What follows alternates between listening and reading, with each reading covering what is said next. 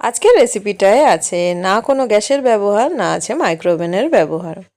এগুলো ছাড়াই কিন্তু আজকে আমরা টেস্টি অথচ হেলদি একটা রেসিপি বানিয়ে নেব। দারুণ খেতে হয়, অবশ্যই এটা ট্রাই করতে পারো তোমরা।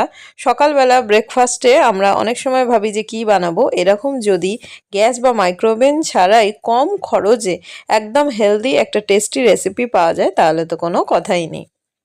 দেখো, এই রেসিপিটা করার জন্য এখানে আমি চিড়ে নিয়ে নিয়েছি। চিড়েটাকে ভালো করে পরিষ্কার করে জল দিয়ে আগে ধুয়ে নেব। যেটা বলছিলাম যে কম খরচে যদি একদম একটা স্বাস্থ্যকর রেসিপি তোমরা চাও তাহলে কিন্তু এটা তোমাদের জন্য একদম পারফেক্ট।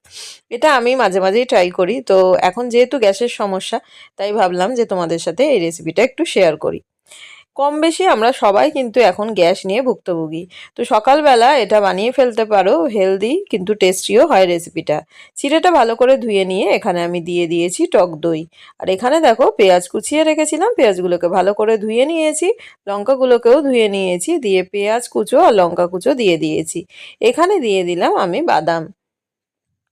আর দেখো এখানে যেটা অ্যাড করব সেটা হচ্ছে অল্প পরিমাণে এখানে নুন অ্যাড করব। আমি এখানে বিট নুন দিয়েছি, তোমরা তোমাদের ইচ্ছা মতো যে কোনো লবণই এখানে অ্যাড করতে পারো। আর দিয়ে দিচ্ছি অল্প করে এখানে চাট মশলা। চাট মশলা দিলে একটু টেস্ট হয়, হাতের কাছে না থাকলে এটাকে স্কিপ করতে পারো, বা এখানে কিন্তু অল্প পরিমাণে আমচুর পাউডারও অ্যাড করতে পারো। দেখো এটাকে ভালো করে আমরা মিশিয়ে নিচ্ছি। এখানে অ্যাড করছি দেখো ধনেপাতা। একদম সিম্পল একটা ইজি টেস্টি রেসিপি। এবার দেখো ওপর দিয়ে দিচ্ছি এখানে বেদানা। তো দিয়ে দিয়েছি। এবার যেটা অ্যাড করব সেটা হচ্ছে অল্প করে একটুখানি ঝুরি ভাজা আমরা এখানে অ্যাড করে দেবো, তাহলে কিন্তু খেতে দারুণ টেস্টি হয়, দেখতেও বেশ ভালো লাগে।